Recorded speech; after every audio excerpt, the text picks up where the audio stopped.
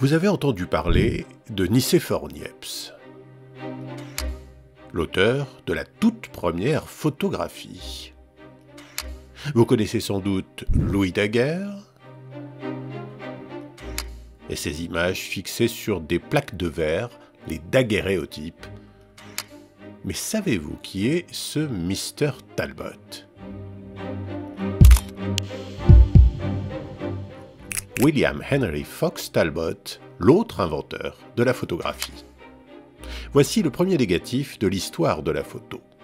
Nous sommes en 1835 à Laycock Abbey, la résidence de Talbot dans le sud de l'Angleterre, derrière cette fenêtre.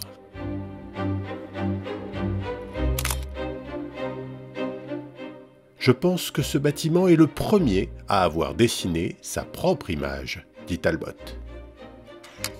Mathématicien, physicien, botaniste, archéologue, linguiste, William Henry Fox Talbot est fasciné par la représentation de la réalité. Il a déjà essayé de reproduire des paysages à l'aide d'une chambre claire, mais il déteste dessiner. Il se tourne donc vers la chimie pour créer ce qu'il appelle des dessins photogéniques. Un papier recouvert d'une solution sensible à la lumière, un objet fin, une feuille, une fleur du tissu placée sur le papier sous un cadre, quelques heures au soleil, et voilà. Mais Talbot voit plus grand, des portraits, des paysages. Il poursuit donc ses essais avec de petites chambres noires que sa femme appelle des souricières parce qu'elles traînent partout dans leur maison. C'est ainsi qu'il obtient son premier négatif en 1835, mais il ne publie pas ses travaux et poursuit ses expériences.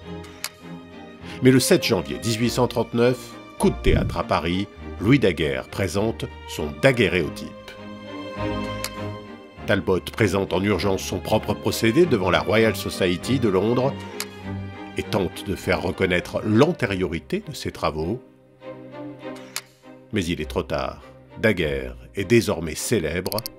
Talbot a perdu la course de l'invention de la photo. Mais il va passer le reste de sa vie à créer de nouvelles techniques. Avec de nouveaux produits, il réduit le temps de pause à 1 ou 2 minutes, facilitant les portraits. Mais surtout, il parvient à transformer son cliché originel en un négatif reproductible à l'infini. Ce qui restera le principe de la photographie pendant 150 ans. Cette fois, Talbot fait breveter son procédé sous le nom de calotype. Et il crée un véritable atelier de photographie.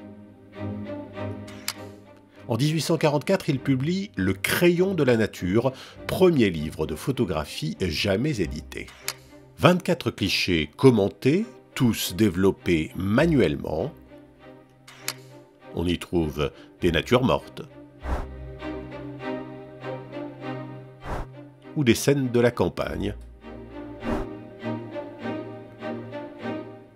mais avec déjà un beau sens de la composition. Dès lors, Talbot va documenter tous ses voyages.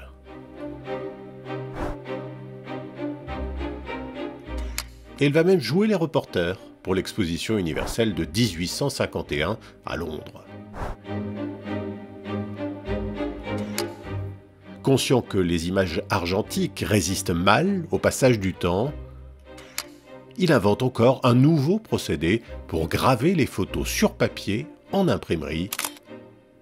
C'est l'ancêtre de la photogravure. Jusqu'à la fin de sa vie, il va faire des découvertes dans le domaine de l'optique. William Henry Fox Talbot s'éteint en 1877 à l'âge de 77 ans. Aujourd'hui, sa maison abrite un musée consacré à son œuvre.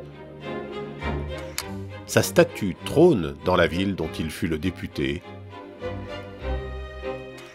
Et depuis 1976, un cratère de la Lune porte son nom. Mais il reste l'autre inventeur de la photographie.